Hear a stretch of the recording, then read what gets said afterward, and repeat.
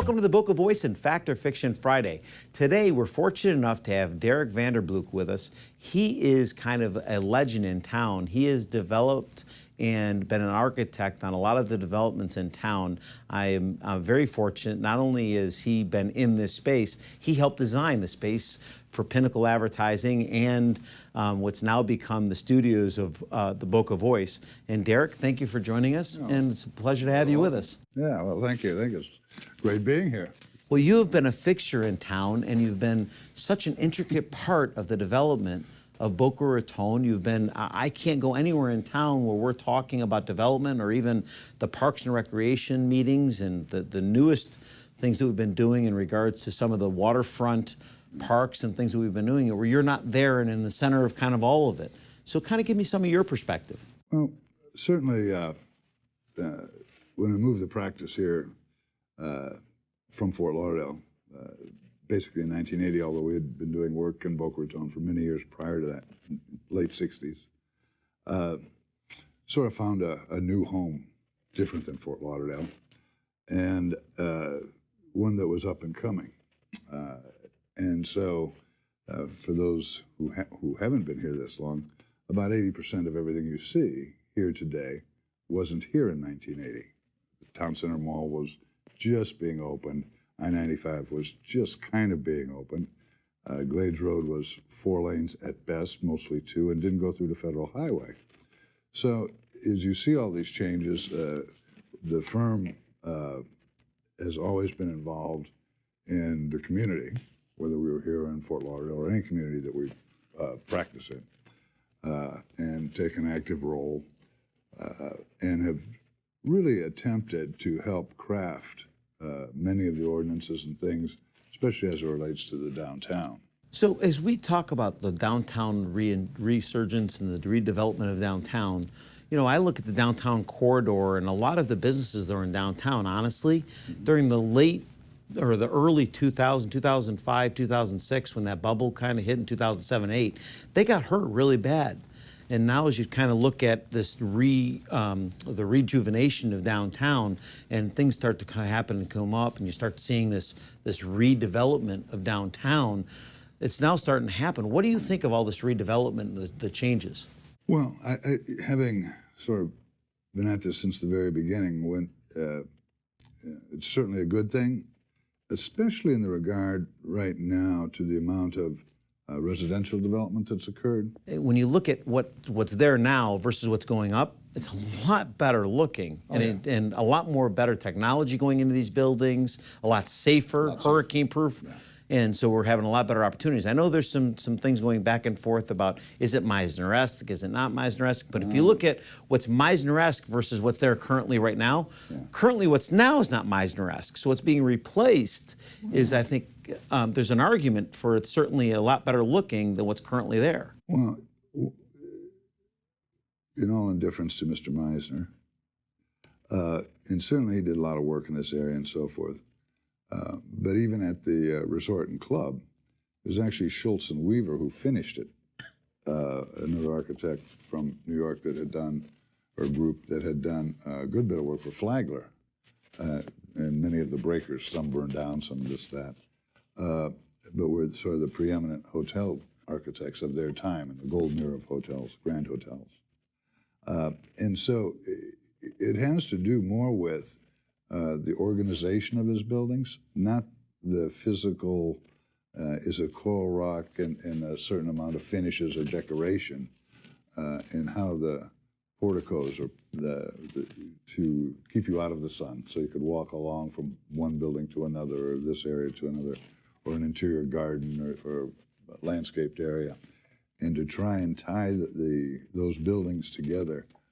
We've just gone through some of that same discussion with a project called Meisner 200, and that it while it conformed to the written requirements of the ordinances, there was a certain piece that was missing, and fortunately, I guess, the group that's developing it, some of us got together, and I believe there's going to be a very meaningful resolution of it. And it's certainly not a Mediterranean revival building. It's a, all these buildings are contemporary buildings. They're modern buildings.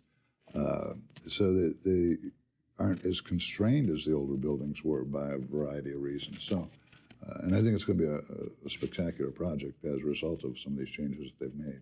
So what do you think the impact of having the Mandarin Oriental coming to town is? I think that's huge. I think that's really huge, especially when you consider the resort and club and their convention facilities. I know in talking to some of the people over at the resort and club, they welcome it.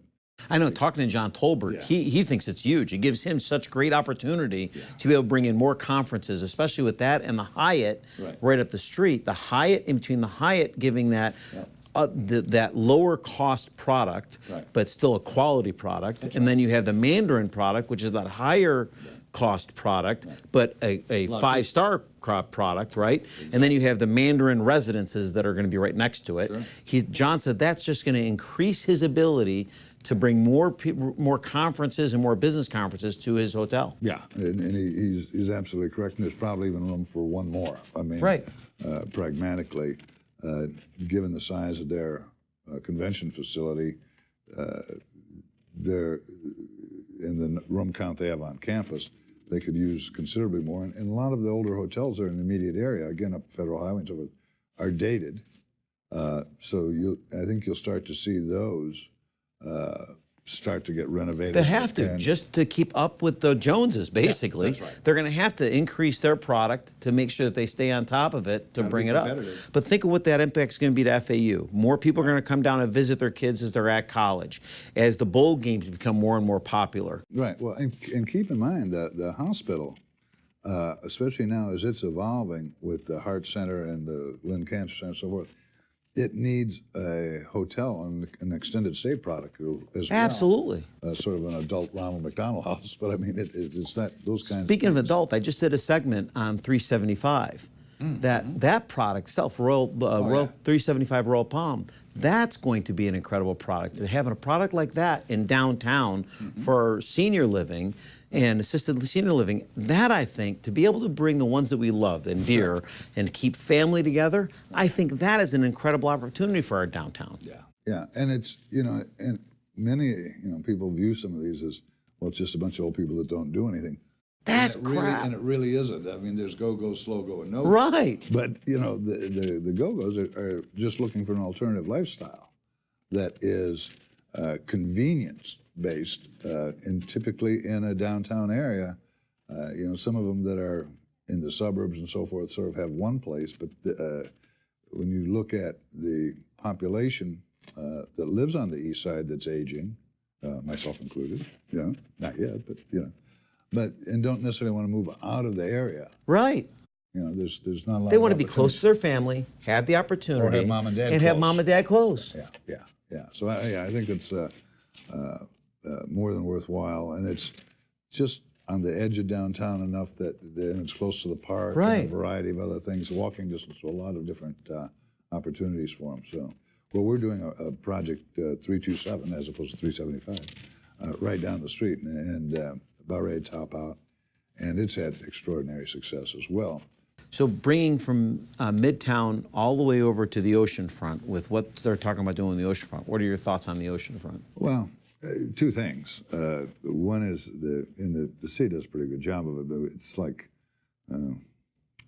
freedom is eternal vigilance. You need to keep the renourishment going, and that's a huge program, and it keeps trying to get non-funded and one thing or another, and the city does a pretty good job of trying to stay on top of it along with other communities to have our voice heard, especially at the federal level where the money's come from. I was here when... That's one thing Susan Haney is not bashful about, is asking for money to the state and to Governor Scott. I have never seen somebody be that diligent about reaching out to Scott all of the time about getting us funds. Well, in the business development. I mean, when you think about how many corporate headquarters are here and have located in Boca Raton, and it's those enterprise dollars that have been just cut dramatically that help bring these jobs. I mean, those of us that were here when IBM moved out and there were 11 or 16 or whatever it was, 1,000 jobs moved out, It got a little ghost townish around Absolutely. here. You know, Yeah, it did. And you had to rebuild and start over again. And I think ultimately now having the diversity of many different corporate headquarters as opposed to the one Sure. big one is certainly better. But we need to keep it going. We need to stay competitive. I mean, you look at other areas of the country, Texas in particular, and we practice nationally. So, I mean, I get to see a lot of things, especially in the Raleigh-Durham area. And we do a lot of work in Charlotte, Raleigh-Durham, and that part of the world, and in Texas. So, you know, these communities and these states are very aggressive in how they bring jobs. And it's all about jobs, you know, and making sure you have a good school district to go with it at the same time. Sure is. You know, I mean, that's one. You can't have one without the other. Agreed. That's what it boils down to. So it's, and as a result, in my world, that means I have a lot of different things that I can go be a part of and have the diversity and not be Well, doing the we same love thing. having you being a part of our community, Derek. Thank you. You've been an incredible asset to us here, and I thank you for joining us at the Book of Voice. Thank you. Thank you for being with us. Yeah. And we look forward to seeing you next week. Don't forget to follow us online and our social media outlets. We look forward to seeing you next week on the Book of Voice and Fact or Fiction Friday.